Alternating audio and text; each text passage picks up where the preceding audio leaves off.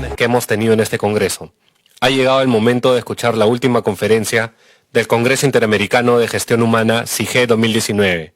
Personas ágiles en organizaciones ágiles. La receta sostenible. Y es turno de escuchar a nuestro exitoso cocinero y líder empresarial Gastón Acurio. Adelante, Gastón.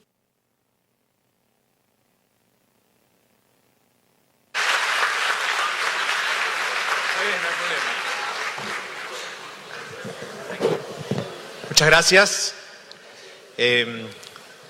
Sé que hay muchas personas que han venido de muchos países. Bienvenidos a Lima. No tenemos merengue, pero tenemos buena comida. Tenemos muchos bailes en todo el Perú. También sé que han venido muchas personas de provincias, de las diferentes regiones del Perú. Bienvenidos todos a esta ciudad que le encanta compartir con todos uno de sus tesoros más preciados, que es su gastronomía, una ciudad que se ha convertido en los últimos años en una de las capitales mundiales de la cocina, de la gastronomía, es un destino internacional y la verdad es que seguramente algunos se habrán hecho la misma pregunta que me he hecho yo durante todos estos días. ¿Qué hace un cocinero hablando en un congreso de gestión humana? Y hoy día, esta mañana, escribiendo en realidad, todas las mañanas me levanto temprano a escribir una historia a partir de un proyecto que tengo desde hace unos meses, que es de tratar de encontrar las 200 recetas de las cocinas regionales del Perú que representen al Perú del Bicentenario. El Perú va a cumplir dentro de menos de 2 años, 200 años de su independencia, de su fundación como república. Y entonces cada mañana trato de compartir con miles de personas que están esperando cada día que les cuente una historia a través de una receta, una historia que habla del Perú, de su identidad, de su cultura, de su historia, de sus problemas, de sus recuerdos, de su memoria, tratando de encontrar algún punto de encuentro entre las valiosísimas palabras con tanto valor e interés en estos días. Y al final me di cuenta que en realidad todo tenía relación con lo que me ha tocado vivir en los últimos 25 años representando al Perú a través de su cocina. Porque todo lo que hemos hecho desde la cocina tiene y tendrá para siempre relación con lo más esencial, que son las personas.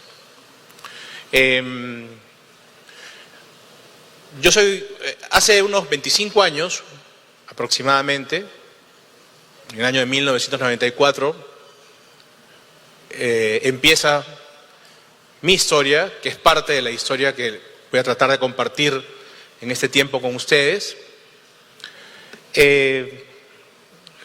Cuando yo paseaba con mi esposa Astrid, éramos muy jóvenes, buscando el lugar soñado para tener nuestro propio restaurante. Y lo buscábamos en realidad un poco inconscientemente porque no teníamos un centavo, pero igual teníamos el sueño estábamos seguros que íbamos a lograr tener este restaurante. Y encontramos una casa muy bonita, muy antigua, abandonada, clausurada, cerrada, a la que convencimos de que nos alquile su propiedad a 2 jóvenes que no tenían más que la ilusión de montar su restaurante, en tiempos además que no eran tiempos como los que vivimos hoy día, eran tiempos en donde el Perú todavía tenía como principal problema el terrorismo de Sendero Luminoso.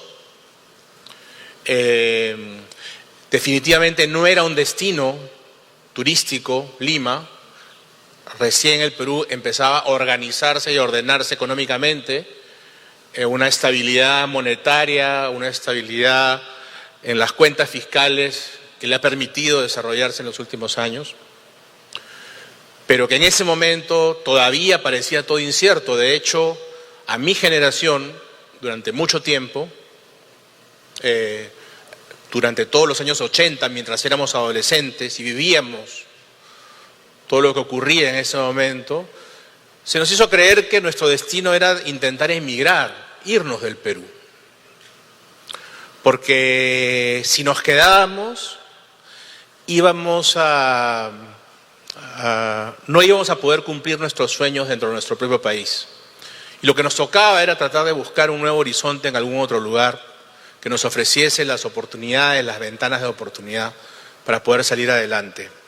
Pero no solamente eso, lo más grave era que además se nos había hecho creer que para poder tener reconocimiento, éxito en la vida, lo que teníamos que intentar era tratar de esconder nuestro origen peruano. Porque si de pronto descubrían que éramos peruanos, quizás iba a aparecer la desconfianza hacia nosotros, quizás no nos iban a contratar en un trabajo, quizás las oportunidades no se nos iban a abrir fuera del Perú. Y entonces, desde chiquitos incluso, desde muy niños, se nos intentó durante mucho tiempo hacernos creer de que nuestra identidad, nuestra historia, nuestra cultura, todo eso que hoy día finalmente celebramos con orgullo, sin miedo, sin temor, era una fatalidad y que teníamos que tratar de parecernos un poquito más a europeos o a norteamericanos si es que queríamos tener algún tipo de reconocimiento social o profesional en la vida. Ese era el escenario, aunque no lo crean. Yo soy limeño y en Lima ocurría mucho una mirada despectiva, denigrante muchas veces, hacia aquello que venía del mundo andino, del mundo amazónico o incluso de las provincias del Perú. Esa era la realidad. Hoy día, afortunadamente, eso ha cambiado, pero ese era el contexto en donde de pronto teníamos un pequeño sueño, mi esposa y yo, que era hacer un pequeño restaurante con el cual ganarnos la vida. Y eso era todo lo que habíamos hecho. Yo tuve la suerte de descubrir que quería ser cocinero desde muy niño. Cuando mis amiguitos jugaban al fútbol, yo estaba pensando en empanadas, estaba pensando en sándwiches de chicharrón. Cuando mis amigos pensaban en, no sé, pues en viajar o descubrir algún lugar del mundo de los dibujos animados, yo estaba soñando con ir al Chifa, ¿no? Porque yo había nacido para eso, ¿no? Sin embargo, claro, era un entorno muy distinto a lo que hoy día los cocineros tienen un reconocimiento diferente y tienen una voz, digamos, en la sociedad distinta, pero en aquellos tiempos los cocineros no eran personas que tenían una oportunidad para expresarse. Eran conocidos los restaurantes, pero los cocineros no, y mucho menos pensar que un restaurante podría convertirse en una embajada representativa de tu país. Entonces fue muy fácil convencerme, desde mi casa, una familia muy tradicional, de que mi destino era convertirme en un profesional de las profesiones tradicionales de aquel entonces, como podía ser médico, abogado, ingeniero. Y me fui a España a convertirme en abogado. Afortunadamente, casi en el camino, me acordé de que quería ser cocinero, pero no me atreví a decirle a mis padres y entonces me matriculé en vez de la Facultad de Derecho, en la de Cocina. Y a los años que supuestamente regresaba el abogado, tuve que confesar que no era abogado, sino era cocinero.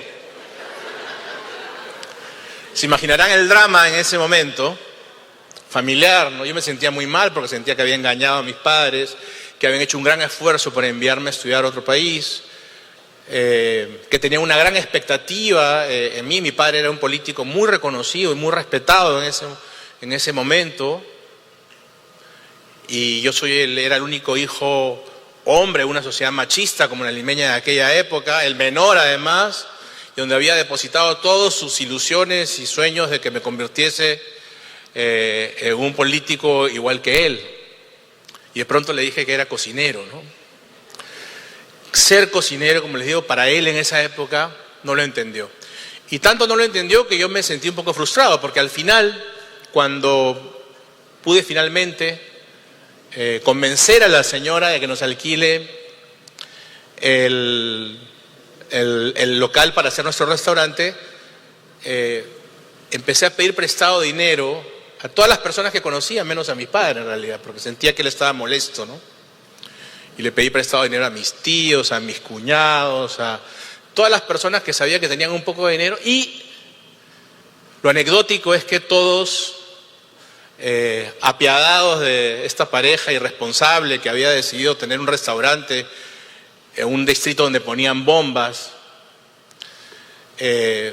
nos prestaron el dinero con la absoluta convicción de que nunca se los íbamos a devolver. Estaban seguros de que esto iba a ser una aventura suicida y que finalmente al cabo de unos meses recobraríamos la sensatez y nos dedicaríamos a actividades mucho más respetables, entre comillas, para el entorno social en el cual había crecido. Afortunadamente no tuvieron razón. A los pocos días de que abrimos este pequeño restaurante, nos empezó a ir muy bien. Contratamos me acuerdo que éramos 20 personas al comienzo, para recibir a 80 comensales cada día. Y recuerdo que desde el comienzo intentamos armar una familia, digamos, lo que hoy día se conoce como una organización, ¿no? Y recuerdo que los primeros años, porque era lo que nos nacía, hacíamos todas las tardes talleres muy interesantes, ¿no? Hacíamos talleres de teatro, de realidad nacional, de política, de historia, de todo lo que pueda servir para que las personas que formaran parte de nuestro equipo pudiesen representar esta puesta en escena casi teatral que significa recibir a personas todos los días, a darles de comer con gustos diferentes, con apetitos diferentes, con humores diferentes, que es lo que ocurre en cada restaurante cada día. Y recuerdo también que algunos vecinos que tenían restaurantes, cuando veían esto, me decían: tú estás loco, ¿por qué estás gastando tanto dinero en esto si estas personas se van a ir? Y la verdad es que no entendía cuando me decían eso, sin racionalizar. ¿Para qué gastas en cursos de inglés si después se va a ir a trabajar a otro lado? Y para mí era tan lógico y natural en ese momento, que era lo que tenía que hacer si es que quería llegar al nivel de servicio que yo quería ofrecer a las personas que venían a mi restaurante, que me daba exactamente, era irrelevante si es que las personas finalmente se sentían a gusto o no dentro de nuestra casa, o encontraban otra oportunidad, o querían poner su propio restaurante o lo que fuera, porque para mí era lo que había que hacer. Bueno, el tiempo, una vez más, nos dio la razón, porque la mayoría de esos, lamentablemente, con mucha pena, la mayoría de esos restaurantes vecinos que nos decían esto cerraron. Y nosotros seguimos avanzando en pequeñito, en pequeñito. Luego, recuerdo que a medida que avanzábamos, de pronto empezaron a llegar propuestas para hacer restaurantes en otros países. Sin saber por qué, nos aparecieron propuestas de hacer un restaurante en Chile, por ejemplo. Y sin darnos mucha cuenta, fuimos a Chile, hicimos este restaurante, una sucursal del restaurante que fundamos en ese momento, con la misma ilusión, con la misma intención, con la misma voluntad de encontrar una familia dentro de este equipo. Y de pronto el mismo año nos dieron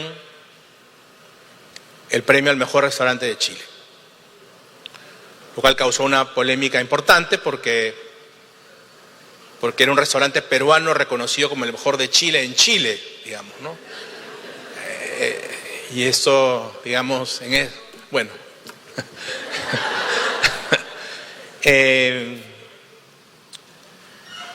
Por supuesto que en ese momento, todavía incluso en ese momento, ni se nos había ocurrido siquiera todo lo que ocurrió después. En ese momento no se nos ocurrió de que un día la cocina peruana iba a estar presente en todo el mundo, de que un día en cada ciudad importante iban a a ver restaurantes peruanos de todo tipo, dirigidos por diferentes personas, por muchas personas, que Lima se iba a convertir en un destino turístico gracias a su gastronomía, que atrae personas de todo el mundo que vienen solamente a comer a Lima durante 3 o 4 días, que la cocina se iba a convertir en una herramienta promotora de los productos del Perú en el mundo, productos que hasta hace muy poco tiempo no tenían mercados, como la quina o el cacao. Y lo más importante, jamás se nos iba a ocurrir que la cocina iba a convertirse en un punto de encuentro, de fraternidad, de paz, de armonía entre los peruanos, que encuentran en su cocina una oportunidad para reencontrarse con esa identidad que nos enseñaron a no creer en ella durante mucho tiempo. En ese momento todavía no teníamos claro hacia dónde decíamos ir, simplemente estábamos celebrando sin saber cómo ni por qué. Habíamos llegado a tener este premio en Chile. Y luego, afortunadamente, a partir de ese premio, al regresar a Lima, pudimos finalmente encontrarnos con ese grupo de personas, con esa comunidad, con esa organización, que no es la organización que me ha tocado liderar todos estos años, sino es la organización que nosotros conocemos como el movimiento de la cocina peruana. Aunque no lo crean, hasta ese entonces, los cocineros en el Perú casi no nos hablábamos. Nos mirábamos con desconfianza, nos mirábamos con temor, con miedo, con resentimiento. Entonces nos empezamos a juntar para entender cuál era el sentido, ¿no? ¿Por qué estábamos aquí?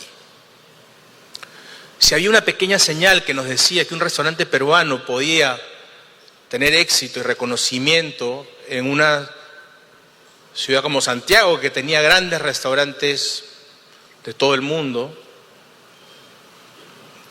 tendríamos que sentarnos a conversar, a dialogar para ver qué cosas podíamos hacer y para qué estábamos en ese momento allí. Y nos dimos cuenta de algo muy importante. Lo primero fue que en realidad no tenía ningún sentido la actitud que habíamos tenido durante tanto tiempo,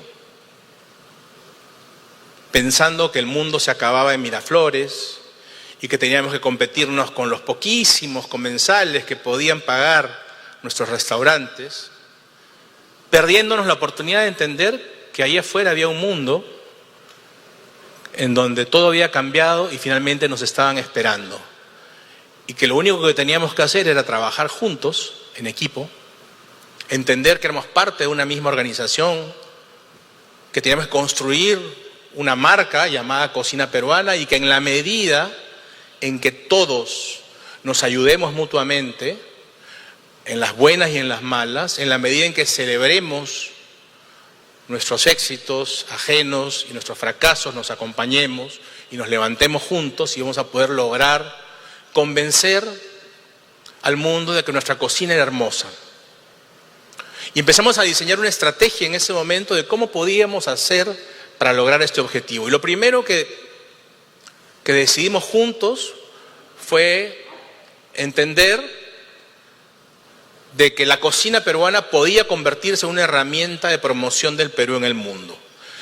Y eso iba a ser importante para el turismo, para las exportaciones, para la producción peruana, para nuestra identidad, para muchas personas. Y que para lograr esto teníamos que diseñar una estrategia que iba a estar acompañada de múltiples acciones. Una de ellas era intentar hacer restaurantes en las ciudades más importantes del mundo, pero sin miedo a competir con los mejores. Podíamos haber en ese momento empezado diciendo, no, somos sudamericanos, no, somos peruanos, hay que hacer una sanguchería chiquita, hay que hacer algo sencillo, porque la gente no va a valorar. Y de hecho mucha gente nos decía eso. Cuando empezamos a contar nuestro sueño, mucha gente nos decía lo mismo. ¿Cómo se te ocurre que algún día la cocina peruana va a tener el mismo valor que la cocina francesa? Eso no va a ocurrir jamás. ¿Cómo se te ocurre que el ceviche un día va a ser tan popular o tan valioso como como un plato italiano. Eso no va a ocurrir nunca, nos decían. ¿Cómo se te ocurre que alguien va a venir a Lima a comer? Para eso tienen París, para eso tienen Nueva York, para eso tienen Londres, para eso tienen Tokio. Y por supuesto los comienzos fueron tan difíciles como que evidentemente los dueños de los locales en las otras ciudades del mundo no nos lo alquilaban porque nadie sabía, nadie conocía de la cocina peruana. Los bancos no nos prestaban dinero porque pensaban que era una apuesta suicida poner un restaurante en otro lugar. Conseguir los productos peruanos fuera del Perú era prácticamente imposible, incluso en los países vecinos, porque las fronteras estaban cerradas a nuestros productos por diferentes motivos, ¿no? Entrenar a jóvenes cocineros en otros países, entrenados en otras cocinas y no en la peruana, era muy difícil, ¿no? Conseguirle las visas a los cocineros jóvenes peruanos que quisiésemos llevar fuera era prácticamente imposible. Entonces todo hacía parecer que nuestro sueño no se iba a cumplir. Y evidentemente al comienzo muchas de las acciones que iniciamos fracasaron. De hecho, la mayoría de restaurantes que empezamos a abrir en los diferentes países del mundo, todos cerraron. Pero a pesar de eso nos levantamos. Y nos levantamos gracias a haber entendido que éramos una comunidad. En el camino nos dimos cuenta también que no íbamos a poder lograr si es que no incluíamos a todos los que formaban parte de la comunidad de la alimentación. Hasta ese momento, las personas que producen los productos que dan vida a nuestra cocina eran absolutamente desconocidas. Nadie sabía que detrás de un ají había un productor. Nadie sabía que detrás de un lenguado había un pescador, y mucho menos nadie sabía la dificultad de la vida de estas personas que hasta el día de hoy persisten en los campos del Perú y en las playas del Perú. Entonces intentamos convencerlos de que íbamos a convertirnos en sus representantes dentro de las ciudades para que se sumen a nuestro sueño de ser parte de este movimiento. Y habiendo logrado esto, fuimos a buscar a los cocineros que nunca salían en las revistas, nunca salían en la televisión, no estaban presentes en ningún lado. Los cocineros de los mercados, los cocineros de los pequeños restaurantes en las zonas más populares del Perú, los cocineros de las esquinas que venden anticuchos y comida en la calle. Tuve la suerte de tener un programa de televisión durante muchos años que se llamaba Aventura Culinaria, en donde, claro, yo podía haber hecho de ese programa una plataforma para hacer propaganda para los restaurantes que yo estaba diseñando. Pero nunca apareció ni uno. Solamente aparecieron aquellas personas que hacían un trabajo decente, noble, digno, bonito, pero que no tenían la oportunidad para poder expresarse, para poder mostrarse. No había todavía internet, no había todavía las redes sociales, no tenían las oportunidades que hoy día tienen para poder conectarse con el mundo y contar lo que hacen. La única ventana era la televisión. Y eso incluyó a todas estas personas también. Y es en ese momento en que finalmente nos convertimos en una organización. Una organización en donde todos hemos trabajado juntos, sintiéndonos todos igual de importantes, con la certeza de que si a uno le iba mal, a todos nos iba a ir mal. Y si a uno le iba bien, a todos nos iba a ir bien. Con la convicción de que si lográbamos convencer al mundo de que la cocina peruana era valiosa e importante, esto podía traer muchas oportunidades a los peruanos. Hoy día,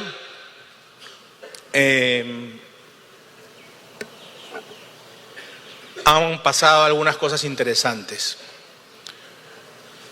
Hace 10 años habían 300 restaurantes peruanos en el mundo. Hoy día hay un poco más de 5.000. Hace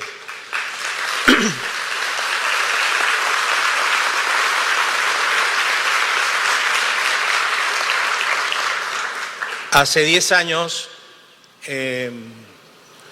Lima recibía unas pocas decenas de miles de visitantes al año, la mayoría de ellos por negocios. Hoy día recibe cientos de miles de visitantes que vienen a disfrutar de su gastronomía, con todo lo que eso implica alrededor, ¿no?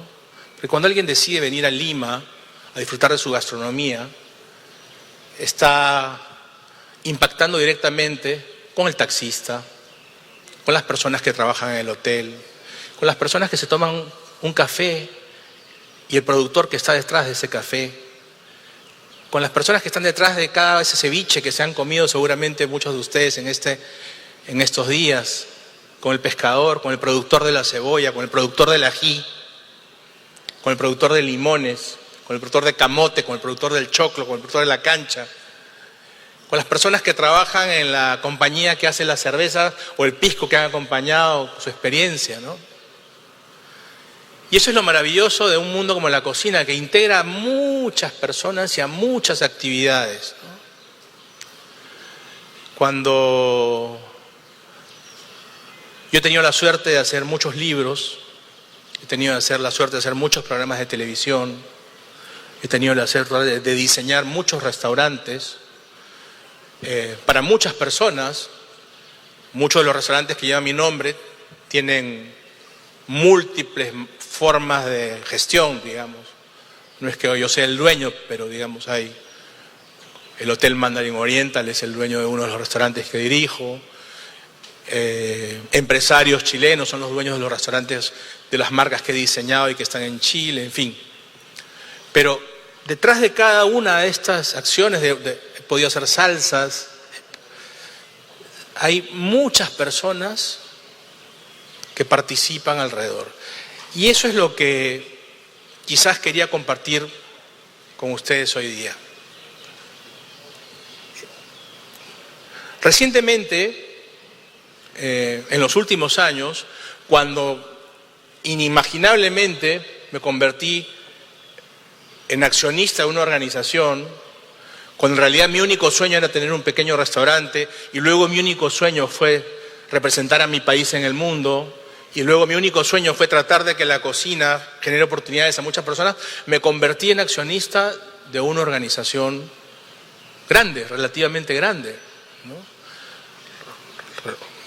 Bastante grande, ¿no? 4.000 personas es una organización trabajando directamente bajo las marcas que dirijo, es una organización bastante grande. Decenas de miles de familias que dependen directamente de las compras que les hacemos, es una organización bastante grande, ¿no? Y cientos de millones de soles pagados a lo largo de todos estos años en tributos, con los que se pueden hacer muchas cosas para muchas personas, es una organización bastante grande también.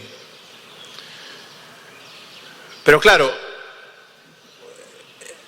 de pronto se convierte en una organización y hay accionistas que tienen legítimos intereses y uno empieza a entender o a descubrir o a reflexionar acerca de temas que aparentemente son tópicos relevantes y normales dentro de las organizaciones empresariales y que a los cocineros nos cuesta entender, la verdad. Cosas como tratar de tener la mayor cuota del mercado. ¿Qué significa eso, no? O sea, tú quieres quitarle a alguien algo.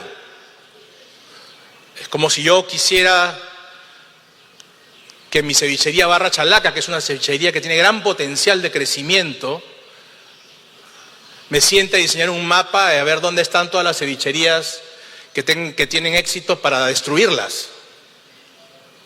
Y por eso no hemos hecho más que una hasta ahora, porque lo que tenemos es especial cuidado de ver dónde podemos ubicarnos, en donde no afecte, sino genere un impacto positivo. Una cevichería que tiene éxito, nos alejamos. Una cevichería que no tenga éxito, nos acercamos porque puede traer gente, como ocurrió en la Avenida La Mar. Y esto siempre ha sido así. Recuerdo cuando abrimos nuestra cevichería La Mar en la Avenida La Mar, que habían 2 restaurantes nomás, y que en ese momento todavía no era un destino como lo es hoy día, donde hay 45 restaurantes solamente en esa avenida. Recuerdo que mi amigo José del Castillo, que tiene un gran restaurante que se llama Isolina y que él tenía un restaurante con su mamá que se llamaba La Red, que todavía lo tiene en la cevichería ahí, me contaba que cuando abrimos ellos pensaban que era el fin, porque yo me iba a llevar toda su clientela. Y sin embargo se sorprendieron cuando empezó a llegar un montón de gente a su cevichería, con un papelito que se lo dábamos nosotros en nuestra cevichería, que le decíamos: acá no hay sitio, vaya a La Red. Y a partir de la apertura de nuestro restaurante, ampliaron el restaurante, lo remodelaron, abrieron un segundo, etcétera, y fuimos avanzando. Por eso es que no entiendo cuando a veces se reúnen las organizaciones o incluso cuestionan el trabajo de un gerente porque no llegó a tener 30% del mercado, 40% del mercado, 50% del mercado, sin pensar que eso significa que le estás quitando oportunidades a otros de participar de esa actividad que te está dando todo a ti. Cuando en realidad tu oportunidad está en que esa actividad sea tan atractiva, tan bonita, tan seductora, que crezca de tal manera que al crecer todos, tú también creces. Otra de las cosas que aprendí en los últimos años y que tampoco entendí muy bien era que en algunas organizaciones se inculcaba que el principal deber era con tus accionistas. ¿Cómo que el principal deber es con tus accionistas? ¿No? Si yo no me obsesiono con hacer feliz a mis clientes, si yo no me obsesiono con hacer feliz a las personas que van a atender a mis clientes, si yo no me obsesiono con hacer feliz a las personas que van a traer los ingredientes que van a dar vida a los productos y los platos que voy a ofrecer a mis clientes, ¿cómo puedo ser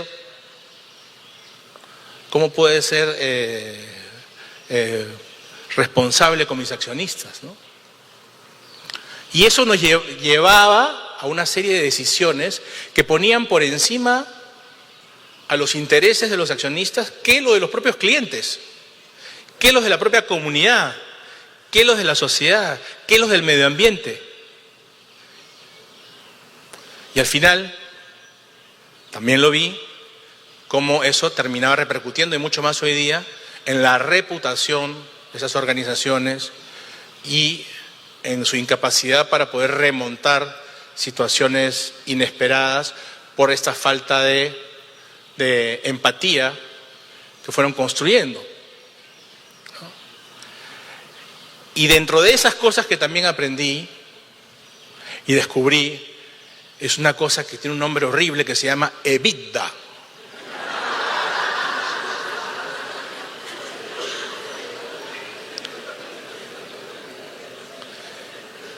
Que es lo más perverso que puede existir. Porque el famoso EBITDA estresa a todo el mundo. Porque tienes que cumplir se convierte en un dictador sin alma, sin nombre, que está ahí, que se llama EBITDA, que distorsiona completamente la razón por la cual estamos aquí. Si nosotros nos enfocamos en que las personas sean felices a nuestro alrededor con las cosas que hacemos, con las palabras que decimos, con las acciones que tomamos, el EBITDA llegará solo. Probablemente no en la magnitud que uno quisiera, pero de pronto esa magnitud no es la correcta. Pero claro, si seguimos revisando y encontramos que detrás del EBITDA hay accionistas que nunca han pisado esta tierra y que son accionistas de algo que uno ha construido durante años y que simplemente les prometieron una rentabilidad y pusieron su dinero en algo que no conocen y no saben lo que es, y les prometieron que al cabo de un tiempo le iban a retornar de una manera muy positiva esa inversión que habían hecho, entonces la carrera por ese Evita se convierte en salvaje y puede terminar en éxito económico para los accionistas, sí, pero no sé si tendrá la sostenibilidad que demandan estos tiempos, porque la realidad es que hoy día, poco a poco, esa mentalidad está cambiando. Las generaciones más jóvenes tienen claro que ya su deber no es con los accionistas, sino es con la sociedad, es con la comunidad, es con su entorno, es con el medio ambiente, es con las personas. Y que en la medida que las personas sean felices con lo que hemos venido a hacer en la vida, entonces nuestros accionistas estarán más o menos felices. Y lo que nos toca es hacerles entender que de pronto hay que revisar las cifras, hay que replantear cuál debe ser el horizonte de nuestra compañía, de nuestra organización en los próximos años. Hace unos pocos días tuve una reunión con nuestra nueva gerenta y flamante gerenta general, no sé si ha venido, no sé si está por aquí. Y claro, ella esperaba que le hable de Levita, ¿no? Y sí, le hablé de Levita y le dije, no me hables de Levita, por favor, le dije. Aprovechemos que estás entrando para lo siguiente. Hay algunas cosas que podemos hacer que estamos muy retrasados y no lo hemos podido hacer porque yo no dirijo la compañía, lamentablemente. No tengo la capacidad para tomar decisiones gerenciales, empresariales, financieras, contables, legales. Yo me dedico a la creatividad, a la innovación y a tratar de marcar el rumbo de la filosofía de una organización cuya función originalmente fue que el mundo se enamore del Perú a través de su cocina. Y que haciendo ya una tarea cumplida, porque es una tarea cumplida, que tiene nuevos actores, nuevas personas, con los mismos sueños que tuvimos al comienzo nosotros, expandiéndose por el mundo, siendo ya una carrera sin vuelta atrás, creo que lo que nos toca es devolver. Y entonces, todas las innovaciones, todas las decisiones, toda la tecnología, todo lo que tú logres hacer, todos los desarrollos empresariales que logres tienen que ir para establecer un nuevo modelo en una nueva etapa. En donde, por ejemplo, las personas que menos ganan en la organización, que son seguramente las que sufren el día a día, tripliquen su sueldo en los próximos 2 años. O, por ejemplo, que pasemos del 40% de compras a producción local a 80% en los próximos 2 años. O que, por ejemplo, quienes fundaron la compañía y que han trabajado con pasión y con amor por crecer esta organización, sean accionistas de la empresa en los próximos años. Y cualquier decisión que tomes en ese sentido tendrá todo mi apoyo. No sé si lo lograremos, porque implica cambiar una cultura, unas expectativas a muchas personas, pero al menos esa es la visión de la compañía. De hecho, en lo que me corresponde a mí, me he dedicado, por ejemplo, a diseñar, y voy a seguir diseñar conceptos, marcas, restaurantes, cada vez más asequibles a muchas personas, porque eso le permite al pequeño productor crecer con nosotros, le permite al jovencito que entra a hacer una línea de carrera ascender rápidamente y convertirse en un jefe de salón, en un jefe de cocina en menos de 1 año, en menos de 2 años, y le permite a mucha gente que nos ve en las redes sociales, en la televisión, a través de los libros, la posibilidad de acceder a una hermosa experiencia acorde con su bolsillo. Y lo que es más, accionistas, a crecer. A que en vez de tener un restaurante de lujo en una ciudad importante, pueda tener la oportunidad de multiplicar el valor de su inversión a partir de ese crecimiento en donde todos podemos crecer de la misma manera. En lo colectivo, habiendo sido la tarea cumplida, ¿qué nos toca a nosotros los cocineros peruanos? Este lunes, por ejemplo, hacemos lanzamiento de un sueño que esperamos cumplir, que es con el Ministerio de Educación lograr que en los próximos años todos nuestros niños en todo el Perú reciban en sus colegios públicos un desayuno y un almuerzo escolar gratuito, basado fundamentalmente en ingredientes de su localidad, para ayudar a la producción local, para ayudar al medio ambiente local, con recetas hechas de su identidad, para fortalecer su identidad, golpeada muchas veces por la información que les llega masivamente a través de los medios, de un estereotipo de éxito que viene no necesariamente del entorno social, cultural y geográfico en el que viven. En un país diverso como el Perú es una urgencia, porque nos va a permitir construir ciudadanos que van a encontrar en la cocina, en sus colegios, con un huerto, con una cocina, con un comedor, con un cocinero, donde van a poder construir valores, construir identidad, construir salud, de manera que cuando sean grandes tengan dentro de sí toda la información necesaria para decidir correctamente, porque todos comemos todos los días, inexorablemente, qué cosa es lo que es bueno para nuestra salud, para nuestras emociones, para nuestro medio ambiente, para nuestra economía local, para nuestra sociedad, para nuestro país, para América Latina, para la humanidad. A partir de algo tan simple como decidir qué vamos a comer cada día.